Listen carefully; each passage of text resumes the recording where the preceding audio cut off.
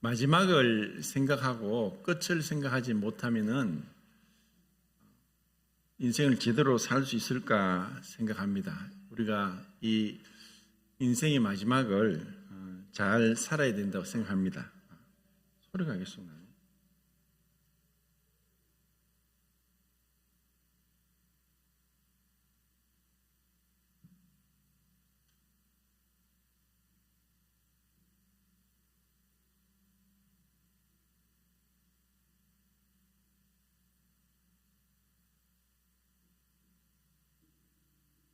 이게 오늘은 요한복음 16장 1절부터 6절까지 16장 1절부터 6절까지 성도는 왜 박해를 받는가라는 주제로 말씀드리겠습니다. 16장 1절부터 6절 같이 한 목소리로 읽고 보겠습니다. 시작. 내가 이것을 너희에게 이름은 너희로 실족하지 않게 하려 함이니 사람들이 너희를 출교할 뿐 아니라 때가 이르면 무릇 너희를 죽이는 자가 생각하기를 이것이 하나님을 섬기는 일이라 하리라. 그들이 이런 것은 아버지와 나를 하리라. 오직 너희에게 이 말을 하는 것은 내가 너희에게 말한 이것을 기억나게 하려 함이요 처음부터 이 말을 하지 아니한 것은 너희와 함께 있었다. 지금 내가 나를 보내신 이에게로 가는데 너희 중에서 나더러 어디로 가는지 묻는 자가 없고 도리어 내가 이 말을 함으로 너희 마음에 근심이 가득하였도다. 예. 사실 지금 이 말씀을 하시는 주님은 굉장히 마음이 무거운 가운데 이 말씀을 하십니다. 왜냐하면은 주님이 이제 곧 떠나가시고 그 제자들에게 큰 박해가 있을 것을 경고하시기 때문입니다. 제목을 성도는 왜 박해를 받는가라고 했는데 실제로 이 본문에서는 제자들이 박해를 받는 것을 말씀하고 있고 오늘날 우리는 박해와 전혀 상관이 없는 그런 삶을 사는 것 같습니다. 그렇지만 우리가 성도들이 또 앞으로 어떤 세상이 올지 또 알 수도 없고 그때 세상이나 지금 세상이나 세상은 동일합니다. 그래서 이런 말씀을 지금 제자들의 입장에서 살펴보고 또 우리에게 각자 어쩌면 여러 가지 모양으로 어려움이 올 수 있고 그러한 어려움들이 오는 그 목적이 무엇인가라고 이제 생각하면 좋을 것 같습니다. 먼저는 그들에게 첫 번째는 출교를 당할 것이다. 두 번째는 죽임을 당할 것이다 라는 끔찍한 말씀을 하십니다. 출교를 당한다는 것은 그 당시에 또 마찬가지지만 지금도 이스라엘은 종교 국가입니다. 그러니까 모든 것이 유대교 안에서 움직이기 때문에 유대교에서 쫓겨나면은 국가 시민으로서의 정체성까지 빼앗기는 굉장히 심각한 상황까지 내몰리는 겁니다. 마치 오늘날 우리나라에서 주민등록증이 말소되면은 그냥 투명인간 되는 것 같은 그러한 정도로 이것은 굉장히 무서운 겁니다. 그래서 유대교에서 출교당한다는 것은 한마디로 그냥 더 이상 사회생활도 어떤 권리도 가지지 못하는 그런 무서운 상태에 빠진다는 겁니다. 이것은 이제 우리는 앞에서 9장에 보면은 날 때부터 소경된 자가 자신을 고쳐준 분이 그리스도라고 그렇게 고백하면서 쫓겨납니다. 유대교에서 출교당하는 거예요. 그러니까 그 부모들에게까지 가서 이 자가 정말 당신이 낳은 자식이 맞냐? 날 때부터 소경된 자가 맞냐? 그러니까 그 부모가 분명히 맞고 자기 자식을 왜 모르겠습니까? 그런데 출교될 것을 두려워해서 그도 장성했으니까 본인에게 물어봐라라고 하면서 대답을 회피하는 거예요. 그리고 이제 12장에도 가면 12장 42절에 많은 유대인들이 예수님을 믿었지만 그 믿음을 공적으로 표현을 못했습니다. 왜냐하면 유대교에서 출교당할 것을 두려워해서라고 말씀합니다. 그래서 이것이 그냥 우리가 생각하는 그냥 출교와 다른 거예요. 굉장히 무서운 가혹한 형벌이라고 생각하면 됩니다. 그리고 또 한 가지는 죽임을 당한다. 그리고 순교까지 당한다는 거예요. 우리는 여기서 생각해 봐야 됩니다. 예수님을 믿는 제자들 그들에게 지금 이렇게 가장 무서운 고난이 있을 것에 대해서 예수님이 말씀을 하시는 거예요. 이런 말씀을 지금 우리가 14장부터 계속 연결되는 다락방 설교입니다. 그런데 14장에서도 그렇게 말씀했죠. 너희는 마음에 근심하지 말라. 하나님을 믿으니 또 나를 믿으라. 그들에게 닥칠 이란 어마어마한 폭풍우를 미리 예고하고 계신다는 거예요. 그런데 이러한 말씀을 예수님께서 그전에도 하셨지만 그들이 들을 준비가 되지 않았고 깨닫지 못했어요. 그리고 예수님이 이제 아버지께로 간다고 해도 그들이 이 본문 말씀에 보면 아무도 묻지 않았다라고 했어요.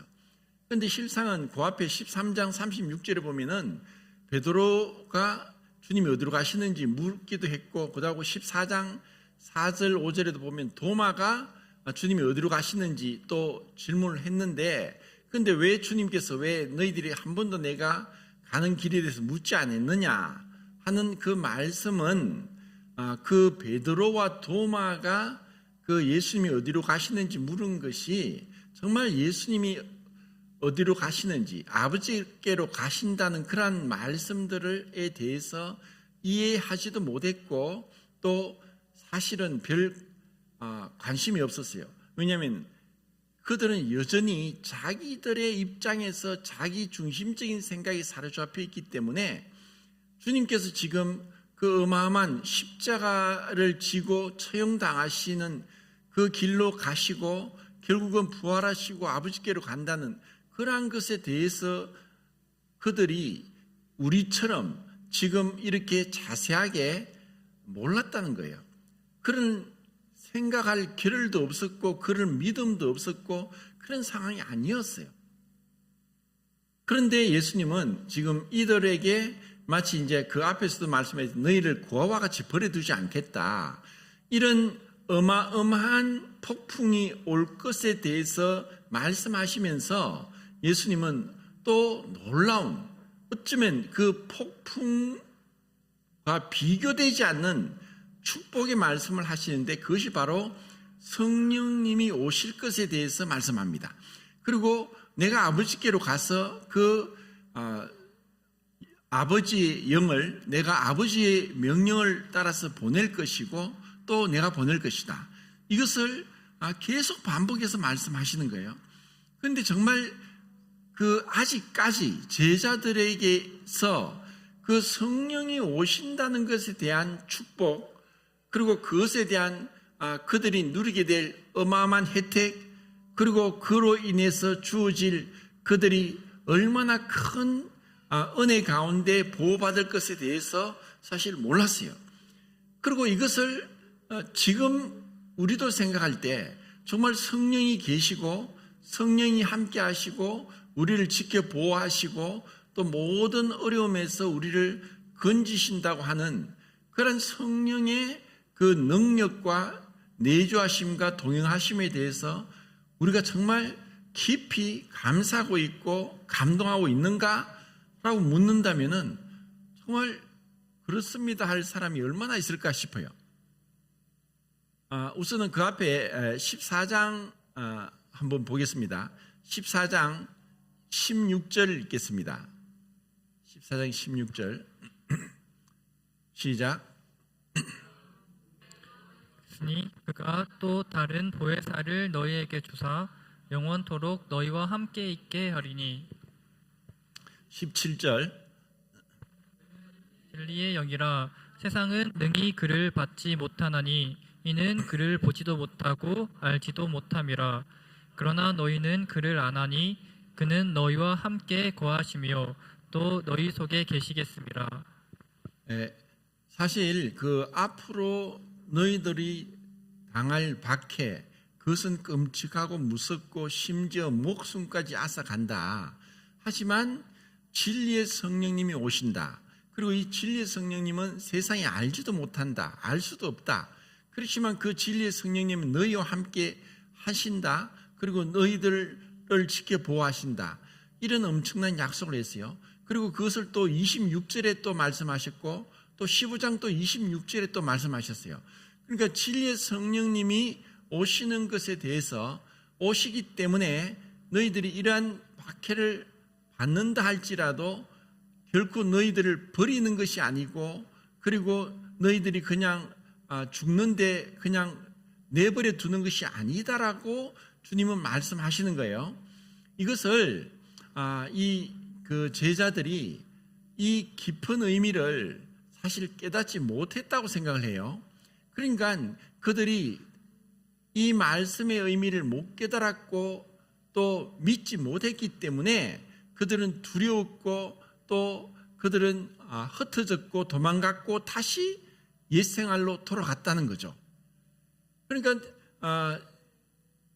주님의 말씀에는 이 모든 그 우리를 향한 우리의 어떤 두려움, 우리의 불안, 우리의 근심과 걱정, 염려에 대한 모든 걸 알고 계시고 그것에 대한 대비책, 그 구원의 길을 다 예비하고 계시는데 문제는 그 말씀을 깊이 생각하고 말씀을 믿고 그 안에서 확신하고 그리고 그 안에서 평강을 누리느냐 못 누리느냐가 문제인 거예요.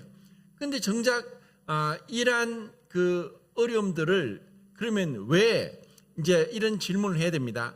지난번에 우리가 봤을 때 그 제자들이 그런 박해를 받는 네 가지 이유를 말씀드렸죠. 그것은 첫 번째가 그리스도 주님께서 예수님께서 이 세상에서 박해를 받으셨기 때문에 주님의 제자인 그리스도인들도 박해를 받는다는 거예요.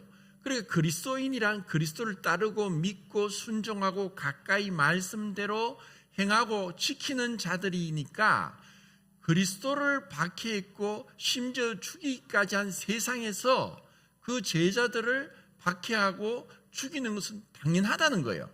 그리고 이게 첫 번째고 두 번째는 그들이 세상에 속하지 아니했고 주님으로부터 택함을 받았기 때문이라는 거예요.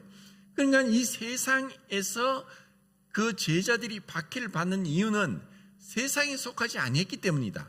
물과 기름이 섞일 수 없는 것처럼 그들의 본질상 다르니까 그들은 이 세상 사람들과 세상으로부터 박해를 받고 죽임을 당한다는 거예요.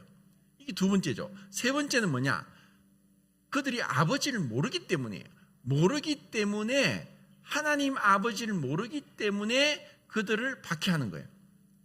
하나님 아버지를 안다면은 주님도 알았을 것이고 그랬다면은 영광의 주를 십자가에 못 박지 않았을 것이다. 고린도전서 2장인가 나오죠. 그들이 모르기 때문에 영광의 주를 십자가에 못 박았다.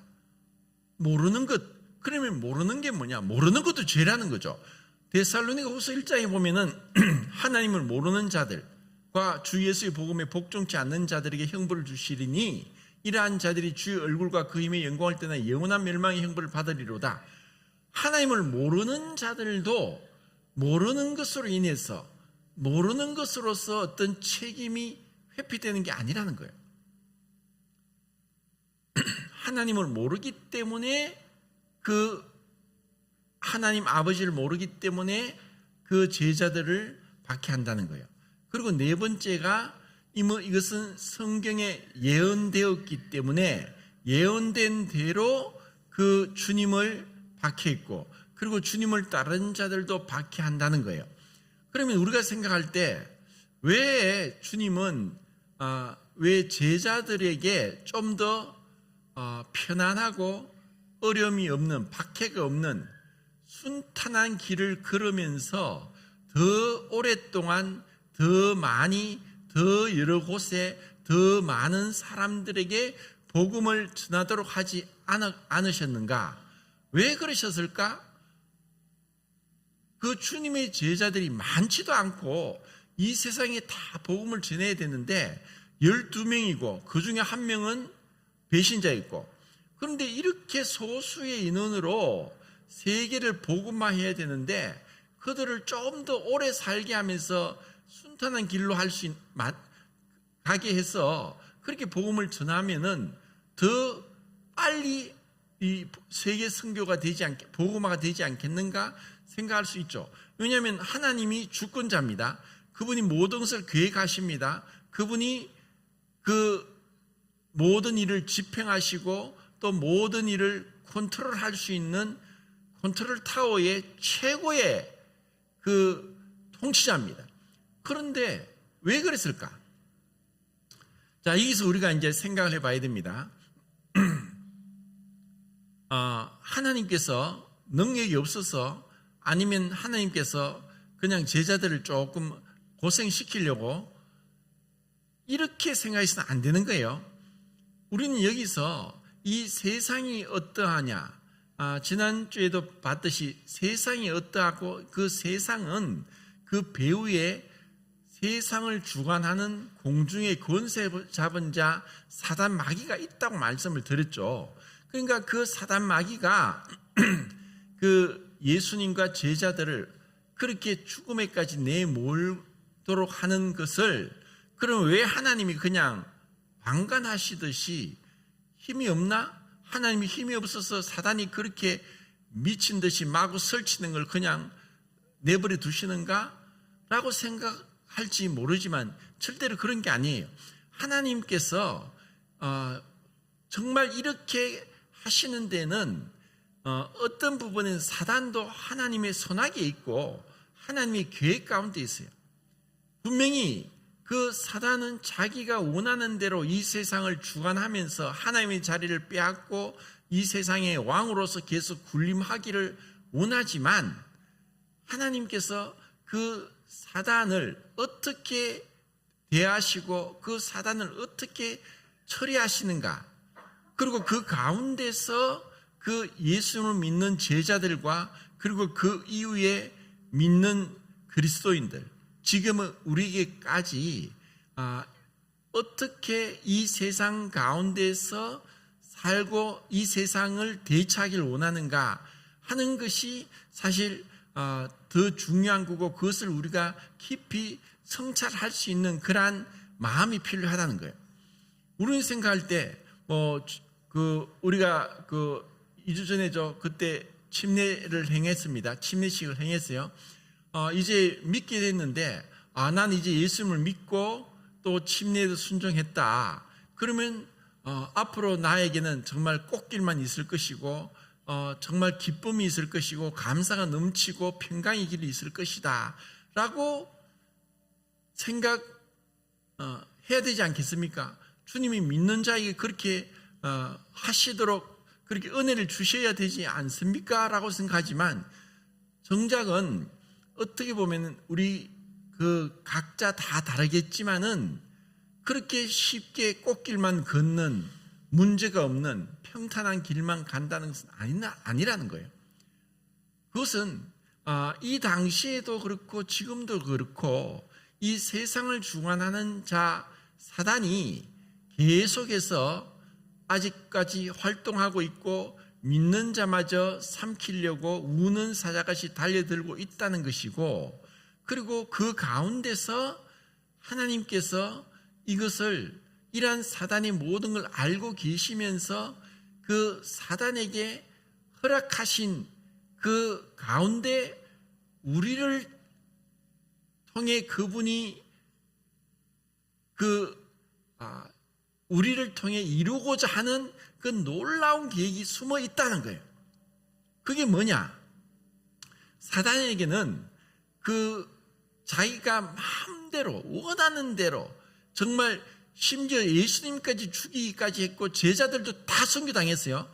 그러니까 사도 요한 외에 다 순교당했어요. 사도 요한도 순교당해서 죽어야 되는데 하나님이 죽음에서 건져내시고 더 오래 살면서 요한계시록도 기록하게 하고 요한복음도 기록하게 하고 요한서신서도 기록하게 했어요. 그것은 하나님이 주권하에서 사단이 아무리 그렇게 한다 할지라도 그분이 허락한 범위 안에서만 활동할 수 있지 그 넘어서 활동할 수 없는 거예요. 그 예가 바로 사도 요한인 거예요. 그러니까 그 사도 요한이 그런 하나님의 보호하신 가운데 그분의 계획 가운데 순종하면서 그 길을 갔어요. 그것은 사단은 자기가 원하는 대로 하지만 그 행한 것에 대해서 하나님은 모든 것을 다 기록하고 있고 그것에 대해서 응분의 대가를 치르실 것에 대해서 우리는 믿어 의심치 않아야 되는 거예요.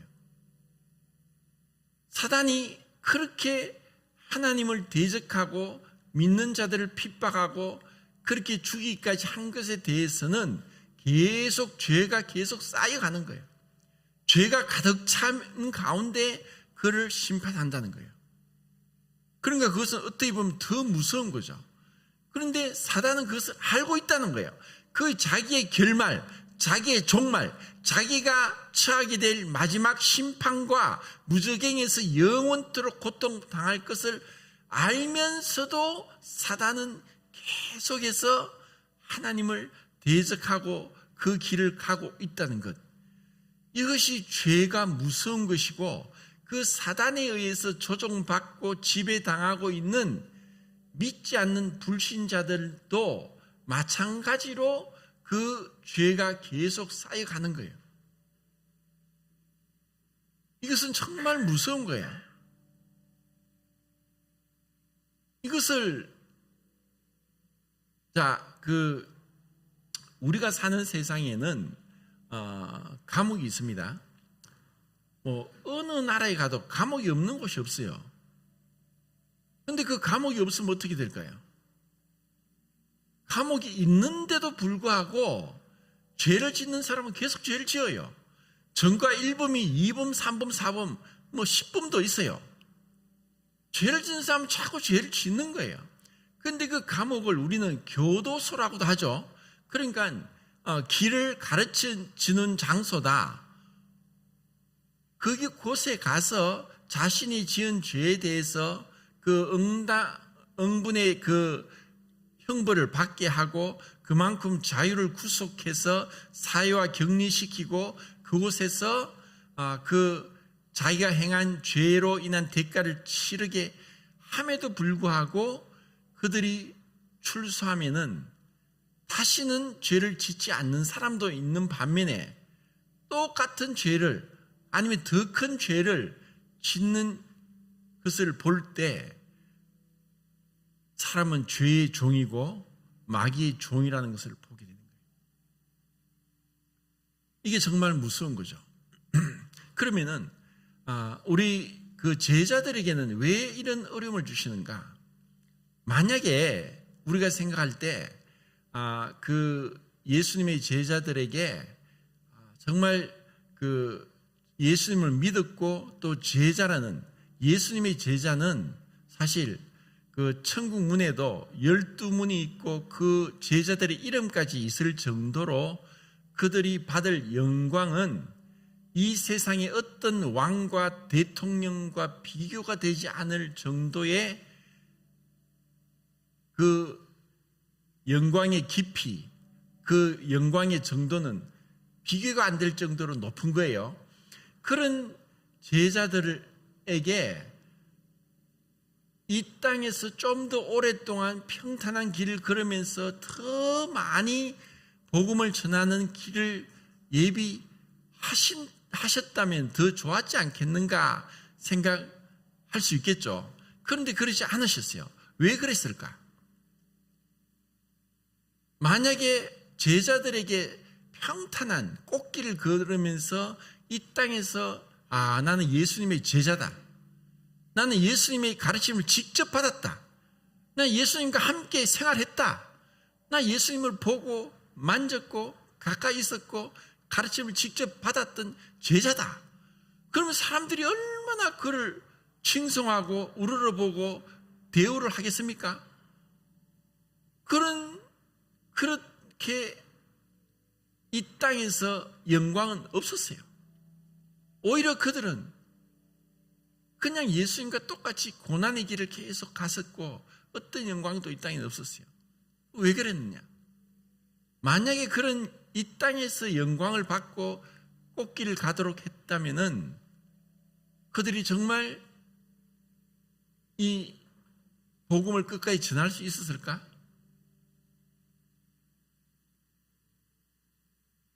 정말 우리에게 고난이 없는 게 고난이다라는 그런 말씀을 들어보셨죠?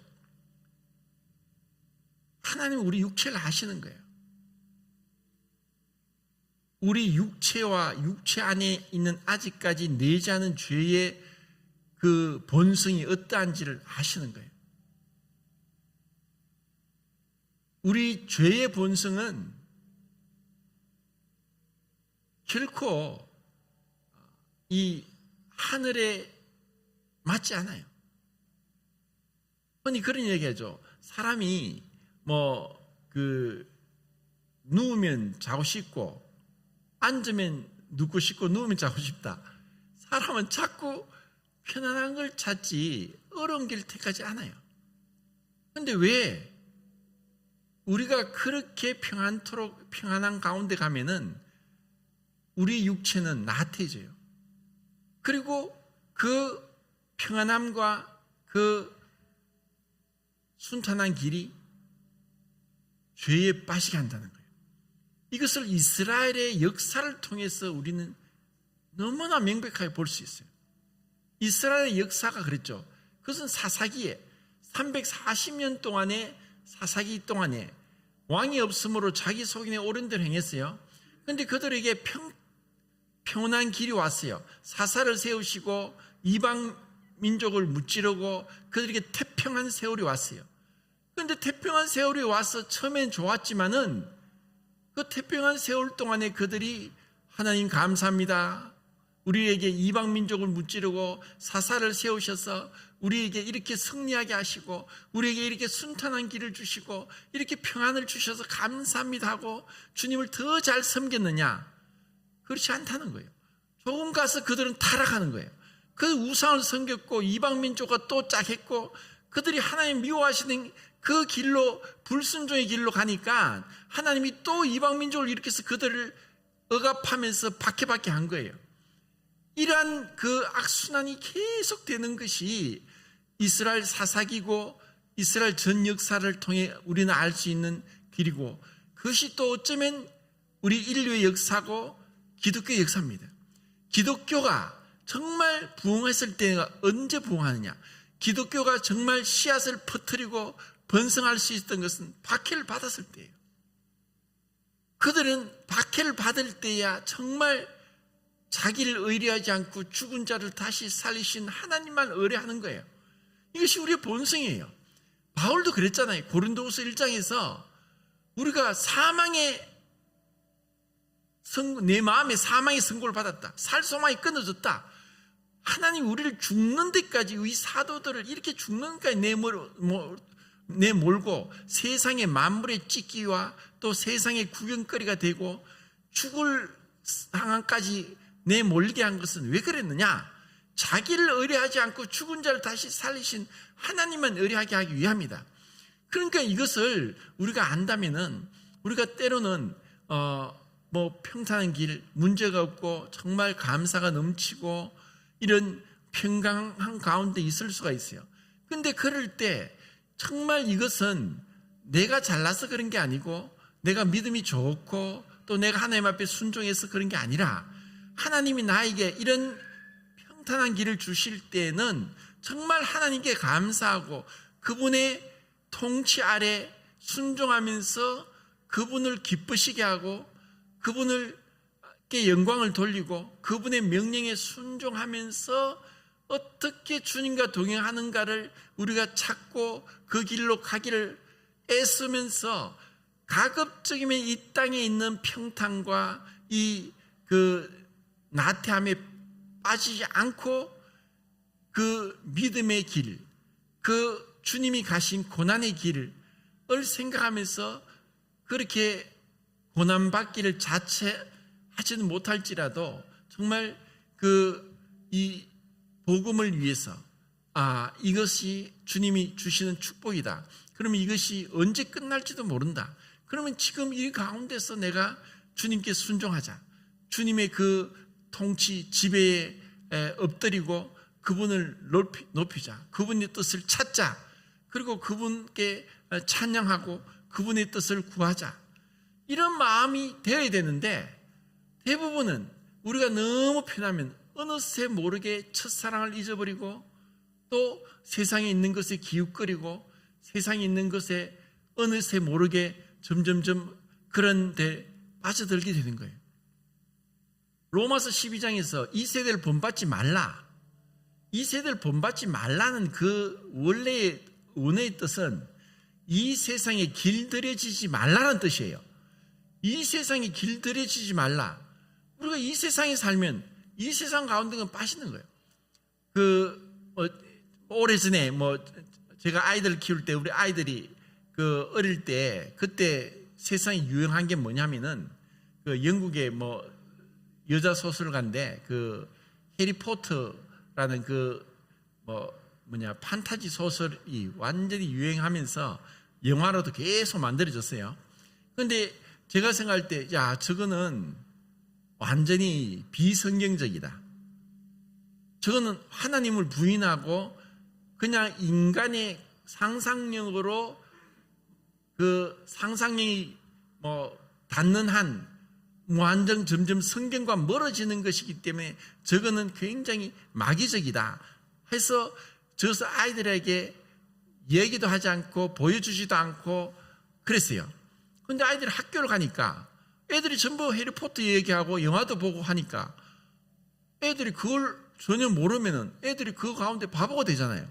왜냐하면 애들은 다 해리포터 얘기하고 그런 데 다 빠져 있는데, 그래서 무조건 이것을 금한다고 해서 집에서 금한다 할지라도 학교에서 가면 접하는데, 자 여기서부터 제가 어떻게 아이들을 이 세상 가운데, 이 세상의 가치관 가운데서 믿음을 지키고 가야 되는가, 이것에 대해서 참 생각이 됐어요. 그래서 무조건 이것을 억압한다고 되는 게 아니라, 억압을 하면 마치 용수철을 꽉 누르면은 우선은 눈에 보이는 대로 눌러지지만 언젠가는 그냥 튀어오르는 게 습성인 거예요. 우리 죄도 마찬가지예요. 죄는 금한 것에 대한 이 호기심이 있어요. 하나님이 하지 말라고 한 것에서 하는 거예요. 그러니까 그 죄에 대해서 이 세상은 그렇구나 하는 것에서 올바른 판단을 하면서 이것을 하나님과 내가 이것이 세상이 이럴지라도 나는 하나님께 순종해서 이것을 내가 버려야 되겠다는 스스로 이 죄에 대한 내성을 길러내고 스스로 자발적으로 믿음으로 하나님을 택하도록 하는 그런 그 믿음의 교육이 더 중요하다, 이런 생각을 하게 된 거예요. 그래서 그것을 위해서 뭐가 필요합니까? 먼저 정말 주님께 은혜를 구해야 되고 기도를 해야 되고 또 끊임없이 말씀으로 가르쳐야 되고 그리고 교회 생활에 충실하게 해야 되고, 자 이러한 것을 통해서 우리는 세상에 살면서 세상에 길들여지지 않고 세상을 본받지 않고 살 수 있게 되는 거예요. 이것을 주님이 이제 원하시는 거죠. 그러니까 이 제자들에게도 마찬가지예요. 이 제자들에게 있어서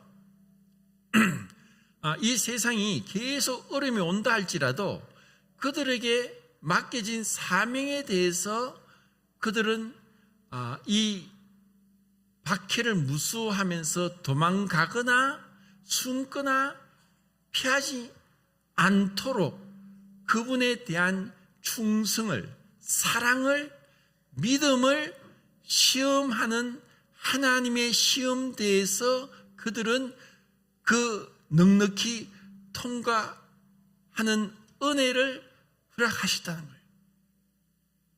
이것이 얼마나 놀라운 겁니까? 이것은 사단이 볼 때 참을 수 없는 거예요.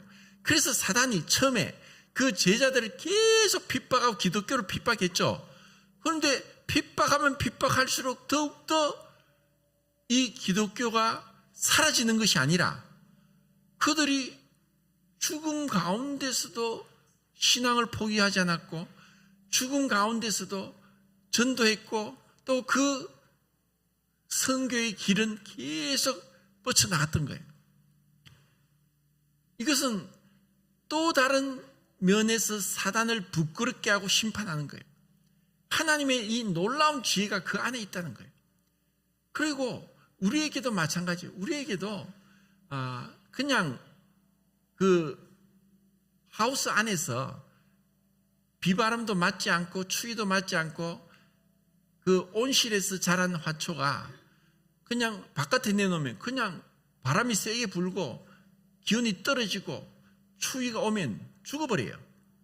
그런데 그 한여름에 뜨거운 햇빛에도 견뎌내고 한겨울에 추운 겨울에도 견뎌내고 강한 비바람 속에서도 계속 그 나무 식물이 어렵게 견디지만 그런 가운데서 점점 더 식물이 강해지는 것처럼 우리의 신앙도 마찬가지라는 거예요.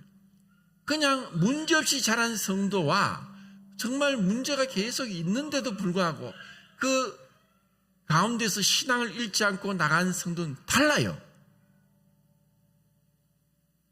그리고 주님에 향한 감사도 다르고 주님이 무엇을 원하십니까? 정말 우리가 알죠. 우리는 영원한 영광을 받을 자다. 하늘이 영원한 영광을 누리게 될 것이고 세세도로 찬양할 것이고 더 이상 밤도 없고 죄도 없고 마귀도 없고 더 이상 눈물도 죽음도 고통도 없는 영원한 천국에 갈 것이다. 우리는 소망하지 않습니까? 그런데 그런 소망을 그냥 품고 그냥 이곳에서 편안하게 안락하게 문제없이 사는 것이 정말 주님이 원하는 건가? 정말 우리가 그것을 보장받았고 그것을 잃어버릴 일이 없고 우리는 확실한 안전 가운데 그리고 영원한 미래가 보장되어 있는 그 성도요 주님의 제자고 그리스도인이라면 우리는 주님의 뜻을 헤아리면서 이 세대를 본받지 않고 이 세대에 길들여지지 않고 정말 주님 앞에 더 주님을 어떻게 기쁘시게 할까? 주님이 무엇을 원하실까? 이것을 찾아야 된다는 거예요. 그래서 제가 이 말씀을 준비하면서 전에는 사실 이 말씀이 부담스러워서요. 나는 그렇게 못하니까 부담스러웠는데 자, 사도행전 20장 보고 마치겠습니다.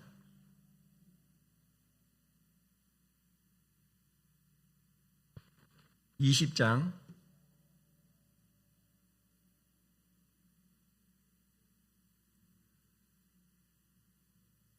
23절 24절입니다. 20장 23절 24절 시작. 오직 성령이 각 성에서 내게 증언하여 결박과 환난이 나를 기다린다 하시나 내가 달려갈 길과 주 예수께 받은 사명 곧 하나님의 은혜의 복음을 증언하는 일을 마치려 하면은 나의 생명조차 조금도 귀한 것으로 여기지 아니하노라. 사실 바울처럼 이렇게 말할 사람이 어디 있겠습니까? 그런데 지금 바울의 입장에서는 성령이 밝게 말씀하십니다. 지금 예루살렘에 가면은 박해가 있다. 죽을 수도 있다. 그런데 바울은 성령이 그렇게 말씀하시는데도 가겠다는 거예요. 왜? 사명이 있으니까. 그리고 내가 이 주 예수의 복음을, 은혜의 복음을 전하려 하면 내 목숨까지 아까워하지 않는다.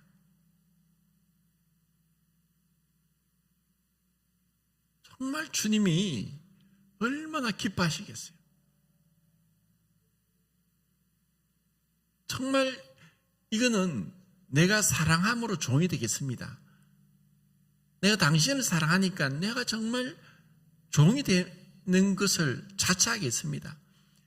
당신을 사랑하기 때문에 내가 죽기까지 무릅쓰고 그렇게 주님께 순종하고 주님을 기쁘시게 하겠습니다.